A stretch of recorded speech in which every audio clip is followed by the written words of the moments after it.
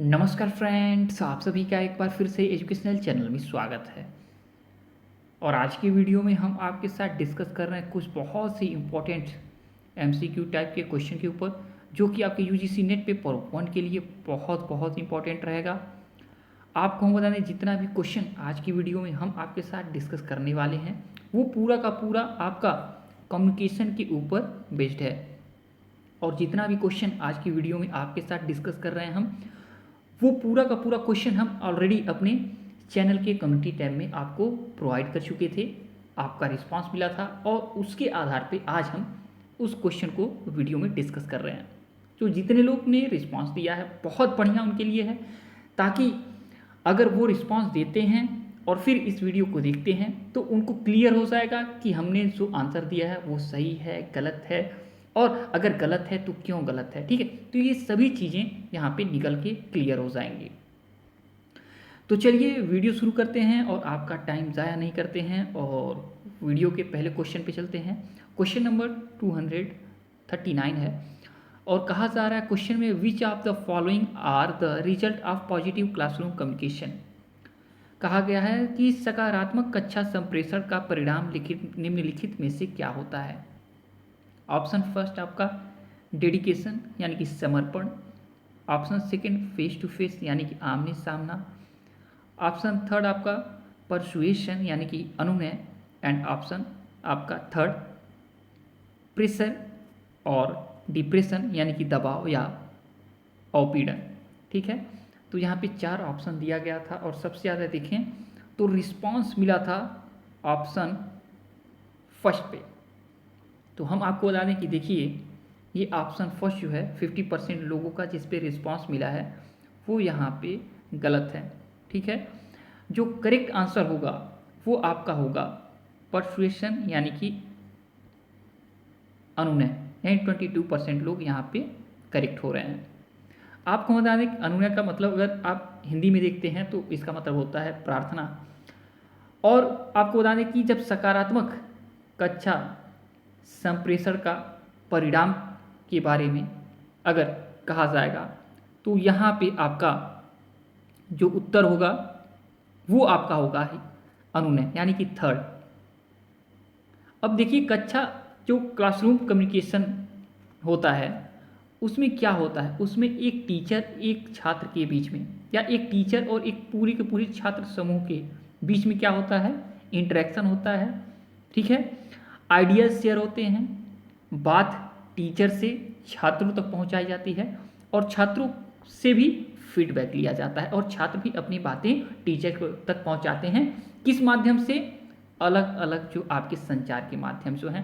पहला आपका कहें वर्बल, जिसको हम मौखिक कह सकते हैं, जिसको हम शाब्दिक भी कह सकते हैं। सेकंड माध्यम से जो टीचर या छात्र अपनी बातों को एक दूसरे के साथ शेयर करते हैं, जो है आपका नॉन वर्बल, जिसको हम अमौखिक या अशाब्दिक कहेंगे। और तीसरा अगर देखा जाए तो आपका रिटेन, ठीक है, माध्यम है, जिसके माध्यम से एक टीचर कहें तो अपनी बातों को छात्र तक पहुंचाता है और छात्र के द्वारा भी अपनी बातों को टीचर तक पहुंचा सकते हैं, अपने क्वेश्चन के उत्तर के रूप में टीचर को हम अपनी बातों को बता सकते हैं। तो ये 3 माध्यम है जो फेमस है आपके क्लासरूम कम्युनिकेशन के अंदर। तो कक्षा संप्रेषण में शिक्षक एक छात्र या पूरे समूह को इन माध्यमों से अपनी बातों को एक दूसरे तक पहुंचाते हैं। ठीक है, और आपका पॉजिटिव क्लास कम्युनिकेशन की बात हुई है, यानी कि सकारात्मक कक्षा संप्रेषण की बात हुई है, तो इसमें जो संप्रेषण होगा उसका उद्देश्य रचनात्मक, प्रभावी और अच्छी भावनाओं के साथ होगा। अर्थात इसे सकारात्मक भावनाओं के आधार पर बातचीत के रूप में जाना जा सकता है, जिसका उद्देश्य सभी पक्षों के लिए आपसी समझ है।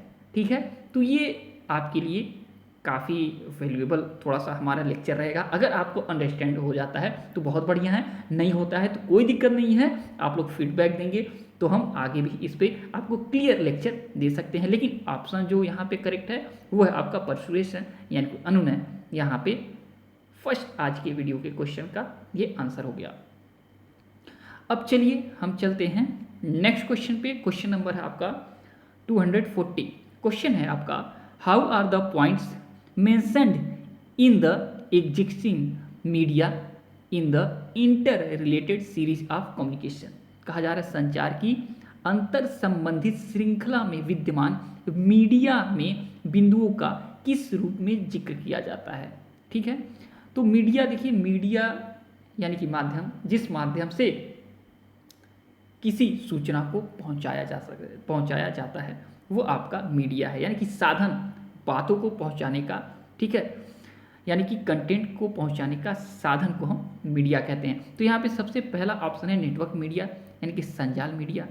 सेकंड है आपका कनेक्टिव मीडिया यानी संयोजी मीडिया, और आपका ग्रैंथिल मीडिया आपका फॉर मल्टीमीडिया। तो यहाँ पे आपका क्वेश्चन में कहा गया है कि संचार की अंतर संबंधित श्रृंखला यानी कि आपका इंटर रिलेटेड सीरीज की बात की है। जितना भी आपके जो क्या हैं मीडिया के जो साधन है उसकी यहाँ पे इंटर रिलेटेड सीरीज की बात की गई है। तो ये आपका जो करेक्ट ऑप्शन होगा वो होगा संयोजी यानी कि कनेक्टिव मीडिया। तो यहाँ पे ऑप्शन सेकंड करेक्ट होगा, यानी कि संयोजी मीडिया यानी संचार की अंतर संबंधित श्रृंखला में विद्यमान मीडिया में बिंदुओं को संयोजी मीडिया के रूप में जाना जाता है, पुकारा जाता है, और मीडिया का सामान्य अर्थ होता है संचार का माध्यम। ठीक है, और मीडिया के अनेक प्रकार होते हैं, जैसे कि यहाँ पे ऑप्शन में भी दिया गया है, ये मीडिया के प्रकार हैं। मल्टीमीडिया जो है, ये नेटवर्क मीडिया, ये प्रकार हैं, लेकिन ये सभी जब आपस में क्या होते हैं, इंटर रिलेटेड होते हैं, उसको हम कहते हैं संयोजी मीडिया। और मीडिया के अन्य प्रकार हैं, आपकी प्रिंट मीडिया है, आपका डिजिटल मीडिया है, आपका इलेक्ट्रॉनिक मीडिया है, आपका मास मीडिया है, आपका मल्टीमीडिया है। तो इनका जो इंटर रिलेटेड जो यहाँ पे बातें की गई हैं, ठीक है, इंटर रिलेटेड सीरीज की जो बातें की गई हैं उसको हम संयोजी मीडिया कहते हैं। ठीक है, संयोजी मीडिया, यही मीडिया के अलग अलग जो टाइप हैं वही हो जाएंगे इंटरकनेक्टेड जब होंगे आपस में। तो अब चलिए नेक्स्ट वीडियो पे चलते हैं, सॉरी नेक्स्ट क्वेश्चन पे चलते हैं। नेक्स्ट वीडियो तो कल आएगा आपका। देखिए क्वेश्चन है, imagine that you are in a educational institution where people are of similar status. In such a situation, which method of communication is most appropriate and often used in this context? कहा जा रहा है कि कल्पना कीजिए कि आप एक ऐसी शिक्षा, ठीक है, शिक्षण संस्था में हैं जहां लोग समान परिस्थिति के हैं, ठीक है, समान स्टेटस के हैं। ऐसी परिस्थिति में संप्रेषण कि कौन सी पद्धति सबसे अधिक उपयुक्त और प्रायः इस प्रसंग में काम में लाई जाती है। तो यहाँ पे जो ऑप्शन दिया गया था वो दिया गया था आपका हॉरिजेंटल, वर्टिकल, कॉर्पोरेट एंड आपका पर कम्युनिकेशन। तो सबसे ज़्यादा रिस्पांस मिला है 82%, और इन लोगों का कहना है कि हॉरिजेंटल। तो बिल्कुल यही ऑप्शन यहाँ पे करेक्ट होगा, और हमें इस पे आपको बहुत ज़्यादा लेक्चर देने की ज़रूरत नहीं है, क्योंकि अगर हॉरिजेंटल की बात हो रही है, यानी हॉरिजेंटल का मतलब वो सीधी रेखा, ठीक है, और सीधी रेखा में यहाँ पे संप्रेषण की बात आती है। तो जब सीधी रेखा का बात होगा तो यानी कि एक समान परिस्थिति, एक समान स्टेटस के, ठीक है, पोजीशन के लोगों के बीच में, ठीक है, जो कम्युनिकेशन होगा यहाँ पे वो आपका क्षैतिज संप्रेषण कहा जाएगा।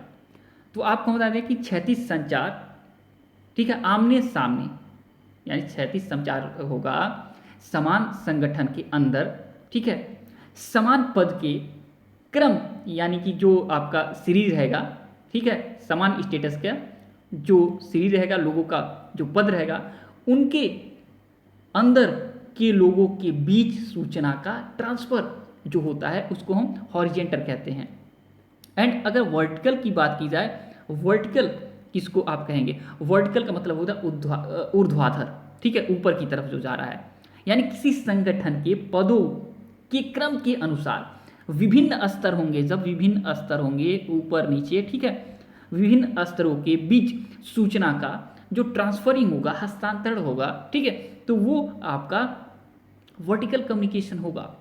ठीक है, यानी कि आपका जो संप्रेषण एक बराबर स्टेटस के लोगों में जब होगा तो वो आपका होगा हॉरिजेंटल, और जब आपका पद अलग अलग होंगे, ठीक है, उनका स्टेटस अलग अलग होगा, तो वहाँ पे क्या होंगे, वर्टिकल आपका कम्युनिकेशन होगा। और साथ ही साथ आपको हम बता दें अपवर्ड कम्युनिकेशन भी एक है आपका, डाउनवर्ड कम्युनिकेशन भी है। तो अपवर्ड कम्युनिकेशन को भी आप याद रखिएगा।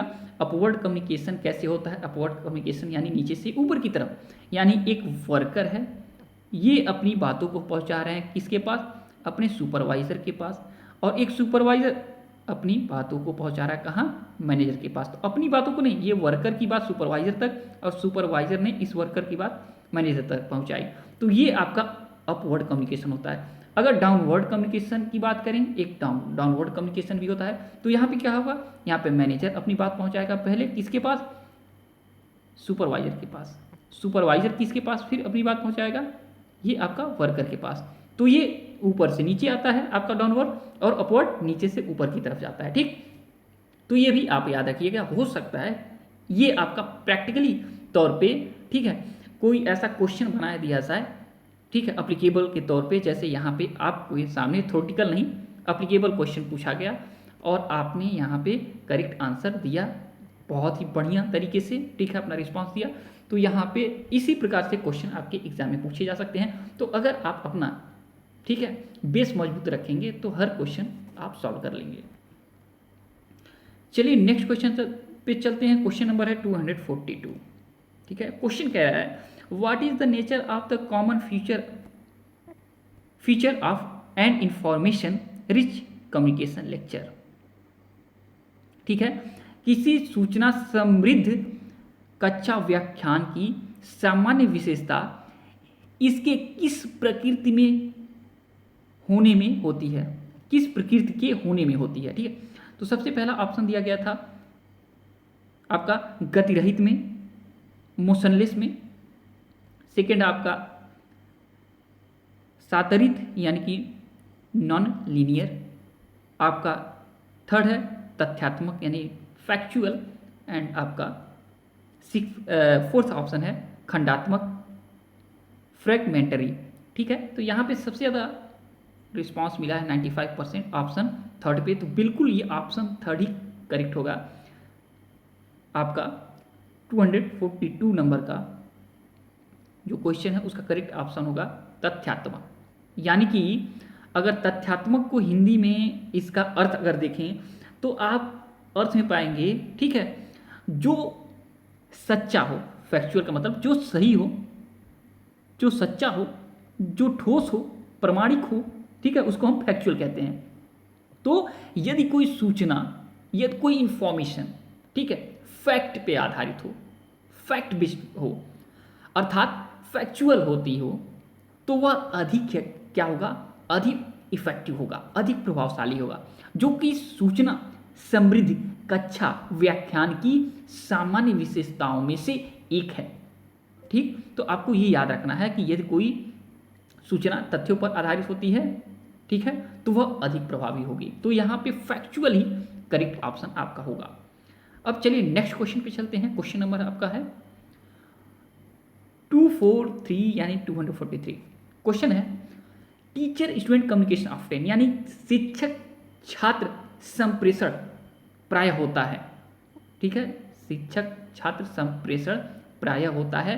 ऑप्शन फर्स्ट अप्रमाणिक, ऑप्शन आपका सेकंड विवेचनात्मक, ऑप्शन थर्ड आपका उपयोगितावादी, एंड ऑप्शन फोर्थ आपका प्रतिरोधात्मक। सबसे ज़्यादा देखिए रिस्पांस मिला है 89% लोगों का ऑप्शन किस पे, थर्ड पे। तो बिल्कुल शिक्षक छात्र संप्रेषण जो होता है प्रायः उपयोगितावादी होता है, ठीक है, यूटिलिटेरियन होता है। और आपको बता दें कि शिक्षक छात्र के मध्य उपयोगितावादी का मतलब वह काम जो व्यक्ति विशेष के लिए, व्यक्ति विशेष के हित में ना होकर एक व्यापक सामाजिक हित में हो, अर्थात समाज उपयोगी हो, ठीक है, तो उसको हम उपयोगितावादी कहते हैं। तो एक शिक्षक और छात्र के बीच में जो संप्रेषण होता है वो उपयोगितावादी होता है, ठीक है। किसी एक के लिए नहीं, ये समाज के उपयोग के काम आए, ऐसा संप्रेषण इसके बीच में होता है। तो ये ऑप्शन यहाँ पे बिल्कुल करेक्ट होता है। अब आते हैं क्वेश्चन नंबर आपके 244 पे। क्वेश्चन कह रहा है कि when verbal and non verbal message are conflicting it is said that most people believe. जब मौखिक तथा अमौखिक संदेश परस्पर क्या होते हैं, कन्फ्लिक्टेड होते हैं, विरोधी होते हैं, तो यह कहा जाता है कि अधिकांश लोग विश्वास करते हैं। ऑप्शन फर्स्ट है इन कैजुअल मैसेज यानी अनियत संदेश में, सेकेंड है इन वर्बल कम्युनिकेशन यानी मौखिक संदेश में, एंड ऑप्शन थर्ड है इन नॉन वर्बल मैसेज यानी अमौखिक संदेश में, एंड ऑप्शन फोर है इन ऑफेंसिव मैसेज यानी कि उग्र संदेश में। तो सबसे ज़्यादा रिस्पॉन्स मिला है ऑप्शन थर्ड पे, यानी 75% कह रहे हैं लोग कि इन नॉन वर्बल। ठीक है, तो बिल्कुल यहाँ पे यही ऑप्शन 100% करेक्ट होगा, बार बार यही करेक्ट होगा, क्योंकि सब मौखिक तथा अमौखिक यानी जब वर्बल और नॉन वर्बल कम्युनिकेशन, ठीक है, जो मैसेज है वो आपस में क्या है, विरोधी है। ठीक है, तो क्या होता है, किस पे हम भरोसा मांगते हैं, हम मानेंगे मैक्सिमम लोग जो मानेंगे वो नॉन वर्बल पे मानेंगे। अच्छा, मान लीजिए हम कहते हैं कि आप बातें कर रहे हैं, ठीक है, आप किसी चीज़ का जिक्र कर रहे हैं अपनी क्लास में, ठीक है, लेकिन जब इंफॉर्मेशन आप दे रहे हैं, ठीक है, तो आपके चेहरे का एक्सप्रेशन जो होगा वो नॉन वर्बल होगा, एंड जो आप अपने मुख से यानी अपने माउथ से जो चीज़ें बोल रहे हैं वर्बली, ठीक है, वो तो आपका वर्बल हो गया। ठीक है, वर्ड के रूप में जो भी आप बता रहे हैं वो वर्बल ही हो गया, और एक्सप्रेशन जो चेहरे का बता रहे हैं वो नॉन वर्बल हो गया। लेकिन अगर आप बोल रहे हैं कुछ चीज़ें पॉजिटिव रूप में, लेकिन आपका फेस निगेटिव रूप से क्या दे रहा है, रिस्पॉन्स दे रहा है, तो हम किसको मानेंगे, हम मानेंगे आपके चेहरे को। अगर किसी से पूछा जाए कि आप बहुत प्रसन्न हैं किसी चीज़ को खाने के बाद, ठीक है, आप किसी खाने को खाते हैं, मान लीजिए आपका नई शादी हो गई है, ठीक है, न्यू वेडिंग हो गई, और आपकी वाइफ आपको क्या करती हैं, आपको भोजन लेके आती हैं, फूड लेके आती हैं, और वो फूड ज़्यादा तीखा है, लेकिन आप उनका दिल रखने के लिए पहले दिन ना, अगर आप मेच्योर्ड हैं तो ऐसा तो नहीं कर देंगे, पहले दिन ही बहुत सारी ऐसी गतिविधियाँ कर देंगे जिससे कि आपका लाइफ आगे जाके क्रिटिकल हो जाए। अगर आप मेच्योर्ड हैं तो बिल्कुल आप कहेंगे कि हाँ अच्छा है, लेकिन हो सकता है कि जो उसमें चाहे आपका साल्ट हो, चाहे आपका चिली हो थोड़ा ज़्यादा हो, या मसाले उसमें कुछ कम या ज़्यादा हो, उसके आधार पे आपका चेहरे का एक्सप्रेशन कुछ और बोलेगा, ठीक है, और आपका वर्ड कुछ और बोलेगा। तो हम आपके चेहरे को ही ना मानेंगे, मेन हम आपके चेहरे को ही क्या मानेंगे, एविडेंस मानेंगे। तो यहाँ पे मैक्सिमम लोग की बात की गई है, तो बिल्कुल जो मौखिक तथा अमौखिक संदेश परस्पर विरोधी होते हैं, चेहरा कुछ और कह रहा है, आपका बातें कुछ और कह रही हैं, तो हम आपके चेहरे को यानी अमौखिक संदेश को ही हम यहाँ पे, ठीक है, यहाँ पे उसी के ऊपर हम विश्वास करेंगे। तो ये आपका हो गया इन नॉन वर्बल मैसेज में। देखिए 18 मिनट आपका चला गया और लास्ट क्वेश्चन भी आ गया, तो चलिए बहुत तेजी के साथ इसको भी समेट देते हैं। क्वेश्चन नंबर है 245। कहा गया है identify the important elements that the teacher should keep in mind while addressing the student in class. कहा गया है कक्षा में विद्यार्थियों को संबोधित करते समय अध्यापक द्वारा ध्यान में रखे जाने वाले महत्वपूर्ण तत्व को चिन्हित कीजिए। ऑप्शन फर्स्ट है स्टैटिक ब्रेकडाउन, स्थिर भंगिमा, सेकेंड है आपका रिकरिंग ब्रेक, आपका पुनरावर्ती विराम, थर्ड है अवॉइडिंग कॉन्टिन्यूअस, आपका सानिध्य से बचना, एंड ऑप्शन फोर है स्पीच एसेंचुएशन चेंज यानी वाक्य स्वर्घात परिवर्तन। तो यहाँ पे सबसे ज़्यादा लोगों का रिस्पांस है ऑप्शन फोर पे 81% लोगों का। तो यहाँ पे वाक्य स्वर्घात परिवर्तन पे बातें कही गई हैं, तो जी हाँ यहीं पे आपका फोर ऑप्शन ही करेक्ट होगा।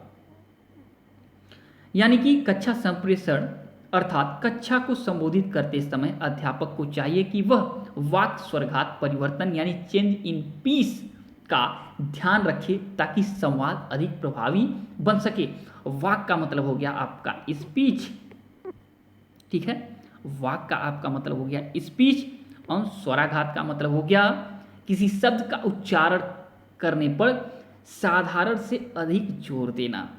ठीक, तो जब आप क्या करते हैं, कक्षा में विद्यार्थियों को संबोधित करते हैं, तो बहुत ध्यान रखे जाने वाला जो चीज़ हो गया, तो वह आपका क्या हो गया, उच्चारण करते समय, ठीक है, उसका आपका जो वाक्य है, स्पीच है, उसको ध्यान में रखना। ठीक है, वो कब जरूरी है हाई, कब जरूरी है लो, इन सब चीज़ों को बहुत ध्यान देना है। ठीक है, तो आज की वीडियो में यहीं पे पूरा का पूरा हमने चीज़ों को समेट दिया। ठीक है, और आशा करते हैं आप लोग को वीडियो पसंद आया होगा, इन्फॉर्मेशन आपको मिलती जाए। हम यही अपेक्षा करते हैं कि हमारा पूरा का पूरा फोकस आपके नेट के एग्ज़ाम के ऊपर हो, और कम्युनिकेशन का ये जो क्वेश्चन आपके सामने हमने रखा, ये काफ़ी वैल्यूएबल हमने क्वेश्चन रखा, ताकि इस तरीके का क्वेश्चन आपके एग्ज़ाम में आता है तो आप लोग ऐसे ही उसका जवाब दे लें, जैसे आज हमने आपको अपनी बातों को समझाया अपने माध्यम से। ठीक है, तो चलिए आज की वीडियो में इतना ही, और जब तक कि नेक्स्ट वीडियो नेक्स्ट अपडेट नहीं लाते हैं, तब तक के लिए thanks for watching educational channel, और आपका दिन बहुत बहुत शुभ हो।